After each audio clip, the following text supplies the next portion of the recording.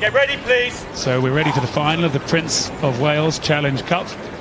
This one a match-up with a local club, Leander Club A against Leander Club B. So we see the crews pressing away from the start, making a great start, really in both boats, and I'm delighted to be joined by Adam Freeman-Task alongside me, proudly wearing the Windsor Boys blazer, which we might speak about later. But what do you think of this, Adam? That's right. Thanks, Greg. Thanks for having me along. Yes, obviously Andy Joel here in the stroke seat of the Leander A crew is a coach at Windsor Boys School as well, and a former Windsor boy himself. So great to have been watching a fantastic Forley race earlier, but this is the race to watch now. The A crew versus the B crew from Leander Club. And both these crews made a good start. Both of them must know each other so well, training together at Leander Club. Yeah, they're great sparring buddies. They've been working together as a squad through most of the season. Ross Hunter, who runs that sculling group, actually has been sending me Snapchats and photos this morning of them all enjoying breakfast together. So there's great camaraderie there, but it is going to be a tense atmosphere. Yeah, and the A quad on the far side of the picture there, just starting to squeeze out to perhaps a canvas lead. I saw them earlier in the week and I just thought they looked fantastic. So efficient, moving so well together. And that's what I guess is starting to just help them ease away. Yeah, they're so tidy, aren't they? And I've said this a few times. I've mentioned him probably a few too many times. But Andy Joel there up in the distant boat in the background in the stroke seat, setting that nice rhythm. He has, and always, a very ice-cold look about him. He's very focused on what he's doing.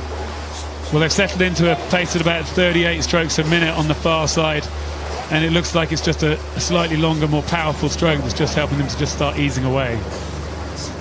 Just on our near side there, Charlie Wade-Roberts in the B crew there, stroking the B Leander crew. He was a former lightweight who's obviously making the transition and going heavy. He's obviously taking that B crew down in a nice rhythm as well and keeping them in contact. But the A crew had said earlier that around the Forley mark, that's where they were really going to stamp it on, and this is where we're going to see, as they come into that Forley marker, how much distance they're going to try and put in here. Well, this is the time really where that B crew has to stay in. They have to try and keep that overlap right now, because if the A crew can get the clear water, start to drift off their station, which I can see them doing here, just letting their left sculls try to move those puddles towards the B crew if they possibly can. Maybe let the bow wave come off their bow and just try and catch the stern of the B boat, then it can only help them. It's a tricky one, isn't it? Because you always want to get the most out for you, but you obviously don't want to impede your, well, maybe you do. Well, it's a fine line, isn't it, between staying on your station and sending a few puddles over that way. Well, it was something that you could always, it was just tempting, wasn't it? See, how could you use the rudder to just help yourself a little bit? And it's Andy Joel in the stroke seat of the Leander A boat. He's got the rudder on his foot. He steers looking straight out down the boat behind him. And they've come out towards the middle. I think they're doing their best to make the most of the conditions they can. They want to catch as much of this tailwind as they can and see how fast they can make this quad go. It must be such a rush today, obviously, with that wind blowing you along, nice warmth, not too much stream on the river. It must feel like you're absolutely at top speed, and that's the rush we get when we row, isn't it? It's feeling that you're moving fast. Yeah, and in a quad, your hands have to be pretty quick around that back turn, around that finish anyway. It must feel just electric today. And they are a bit quicker in that A boat, aren't they? They just punch them out just that little bit quicker, and I think it was Peter Haining always used to say, pump that left hand out to get the right hand out as well. Well, they're doing it, and you can see them moving here as we see this lovely shot of them coming towards us.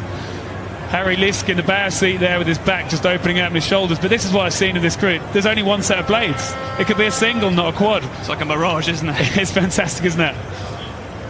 Yeah, I do like that. That's something beautiful about the quad, obviously. There's 8 oars there, but from the head on, it looks like one. Look at that, we see it again. And to me, this is just so tidy. And really, this bodes well, I think, for the future sculling in Great Britain. And this quad are under-23s, went to under-23 World Championships last year where they finished 5th. But I guess this is where we're thinking the next generation's coming from. And that's actually what Paul Stanhope was saying, is actually he's got such a good batch of scullers here. This A crew is obviously doing very well. The B crew is still very much in contention there, just sharking on the tail of the A boat. And then we had a couple of good scullers in the Diamonds as well. So there's a good pool of athletes, and these are the under-23s, these are the future, as well as our top-end GB senior crew as well, which is racing later on in the Queen Mother. Well, it's fantastic to see the next generation coming through, and this B crew are really giving the A crew a great test here. Still kept that overlap. Really impressive to see them going for it.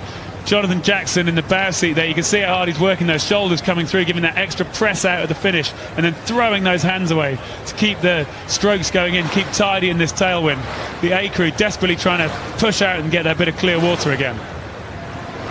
Both crews look great here. These shots are amazing. You could paint a picture of that and you could hang it on your wall at home, couldn't you? It's just both crews very symmetrical, very tidy.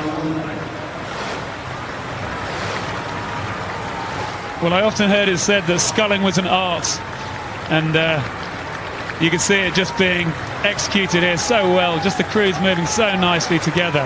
And it's that artistry of just connecting the blades so well together, moving so well together, that we're seeing just executed so effectively.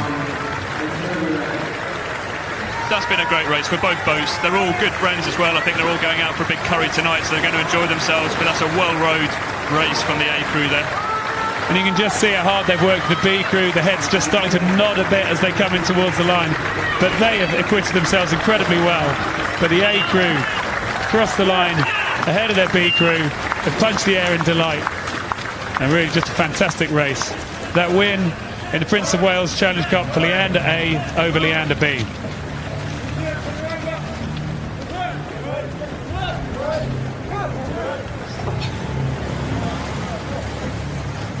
So as you say, good camaraderie between them, big celebrations, but the first look is to the B crew to say thanks for the race and well done. Harry Glenister giving it three fingers there to say the Prince of Wales, he's done the Forley and he's done the Queen Mother. So he's got all three of the quad sculling.